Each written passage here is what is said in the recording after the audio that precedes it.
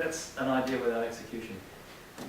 In fact, I think people should really pay you to listen to their good idea, just for the time that it passes.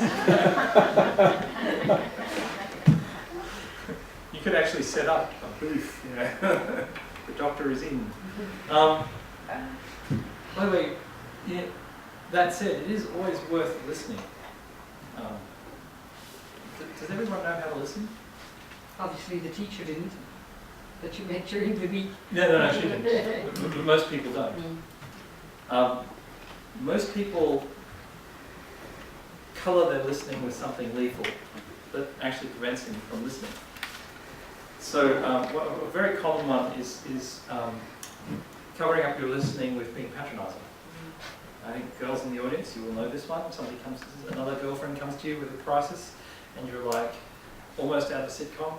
Oh, I know. Oh, you poor dear. Oh, that's terrible. Oh, really? Did he really do that? Oh, dear. In the meantime, you're compiling your shopping list, worrying about whether the laundry's dry. Am I wrong? No. A true girlfriend will listen and really care. No, you can care, but you're not really listening. That's the thing. Well, that happens a few times already. Yes. Switch off. See, that's the listening I'm talking It's about. the same old story. Ah, Same switch off. Do you know why people tell you the same old story? Because they didn't really feel heard. Yeah. That's the only reason people repeat it. It's because somewhere they haven't felt heard. So patronising is one. The most deadly one is judging. Right? You're listening to your inner voice's opinion of what somebody else is saying as they are saying it, real time, and you think you're smart enough to do that. You're not. Now, it has been proven, if you put a man and a woman into a functional MRI and you look at their brain centres, women have more speech centres than men. So they can carry on two conversations at once. You cannot apply your judgment simultaneously to making somebody else feel heard. What they feel instead is judged, even at a subtle level. If you really want to listen, suspend your judgment until afterwards. You're smart enough to judge what you've just heard. You can remember what somebody heard even better when you've listened and made them feel heard, so judge it afterwards. That's all I ask. If you just suspend your judgment until somebody has finished speaking, you'll hear a hell of a lot more. But more importantly, you make the other person feel heard. Very black and white though, isn't it? How do you mean? Well, maybe it's not the same thing. It's just something I was thinking of there when you were talking about.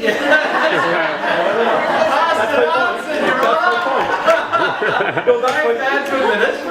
That's a point of example for that. That's exactly what I agree with what you're saying.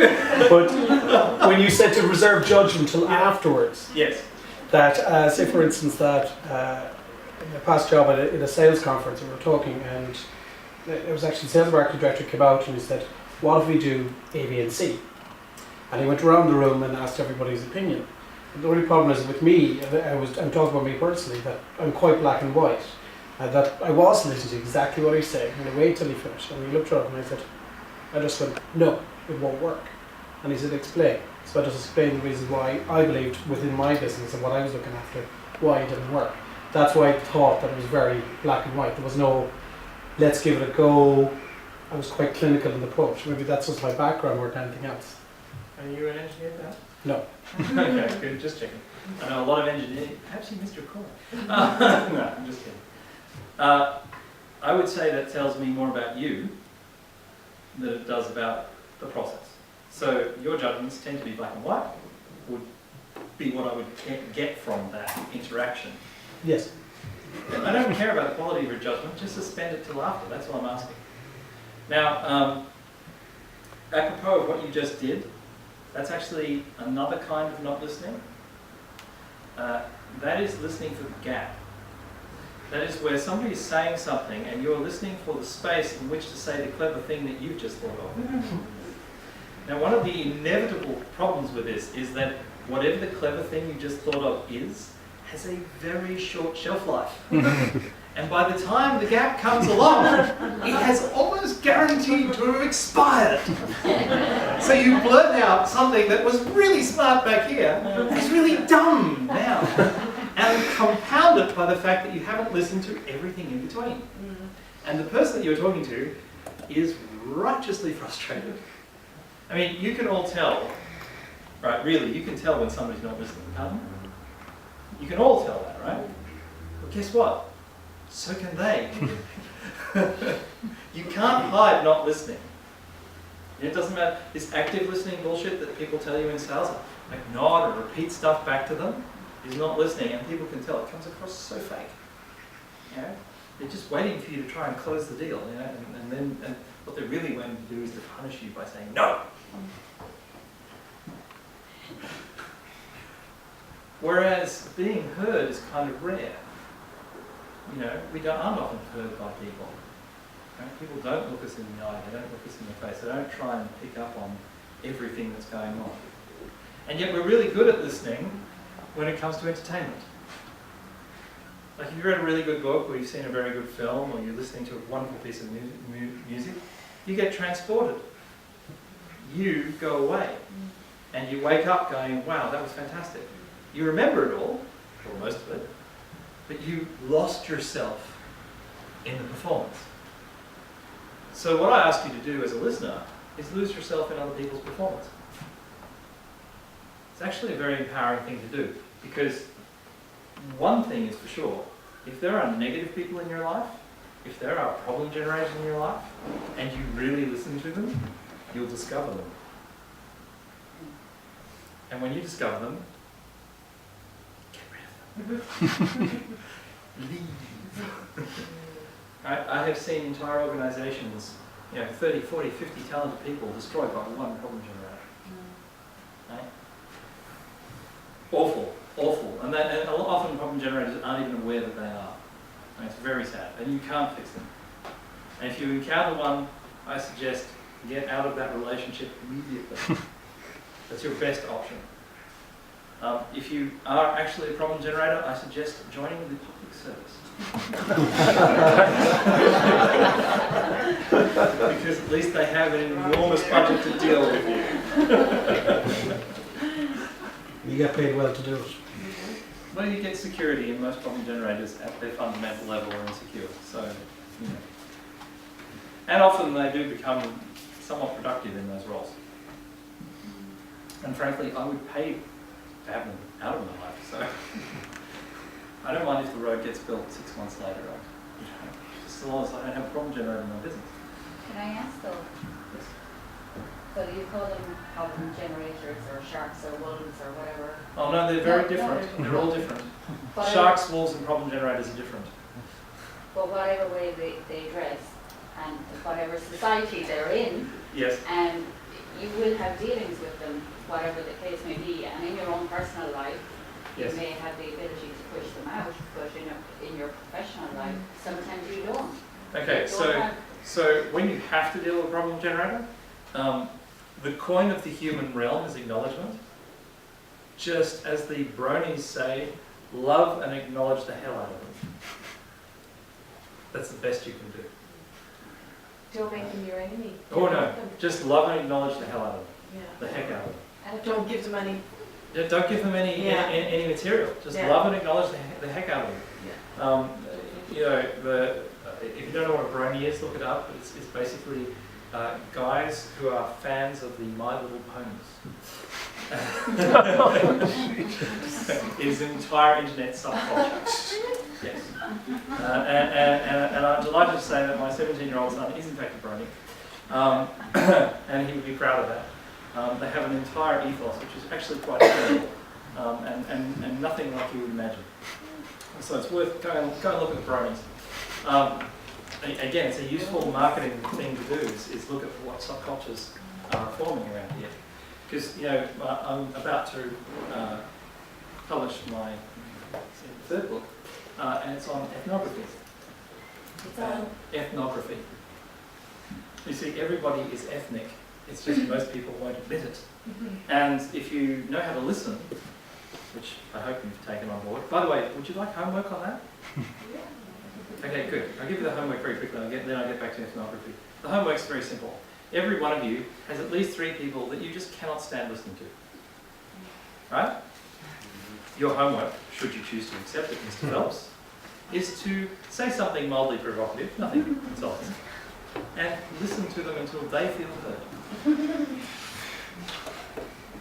And actually, that's so true what you're saying, because rather than someone who's very annoying or disrupts something you're involved in, it's like you said earlier, if someone keeps repeating something, it's because they don't feel heard, particularly if those you don't like. It just so happens I'm involved with a certain organisation in Kinsale. There's one guy in there, and he's ruling it for everybody. Do you know what I've been doing lately? Ignoring No, I've been listening to everything he's got to Oh, say. excellent. Do you know what I'm doing? I'm actually giving him time. And if I feel he's no audience, I go and say, how are you getting on? And what's actually happening is, he doesn't want to say it anymore. And Excellent. I'm hoping the next step is he'll leave. What the hell? Actually, I tell you, no, seriously, because I tell you what, this guy is actually forcing real people to leave this voluntary Yeah. organisation. That is a perfect example of how listening is a power tool. But he can't Well done. understand it. I tell you what, he's used to saying things behind people's back. They're all moving on. Yeah. I'm following him around, listening to everything he says. And he actually doesn't know what to do about it. And I think he's talking about leaving. Another little trick I'd say why what you're saying is right about the listening. A little trick, if you counted to 3 and we all just say one word out loud, guaranteed we know the word we said, we won't have heard a word anyone else has said. So of course to prove whether you're saying it out loud and you're thinking it when someone's speaking to you. You're not getting it. If you're the voice in your head, Yeah, if you're listening to that, you are not listening to the other side. yeah. Now that's a brilliant example of how to tackle aggressive narcissism with aggressive listening. And by the way, this guy has everything going for him. But I'm he gonna seems listen to dead it set extremely on ruining aggressive. everyone else's enjoyment of something. He's obviously very insecure person. Well, when you said I'm insecure, there is that, but there's something else there and I can't figure it out. But I'm not going to listen to it longer. I said I'd dedicate myself to this for a while. You know? You can discover that. Now, one of the things that you might not know about human beings is that if there is a problem generator in your life, the same symptoms. It's a bit like Stockholm syndrome, where you start to love your captor. And problem generators and aggressive narcissists tend to inveigle you into that. And they can be quite abusive in that dynamic. And then, of course, you take it out on something else that frustrates you.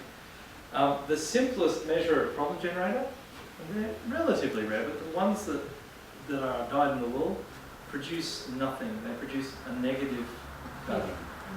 Right? And so if if somebody inherited wealth, they could definitely be a problem generator. If they built their own wealth, he really has everything going for him. Like he really built it. He's a self-made person. He's built, arguably he's productive. It's probably an external influence that's making him that way.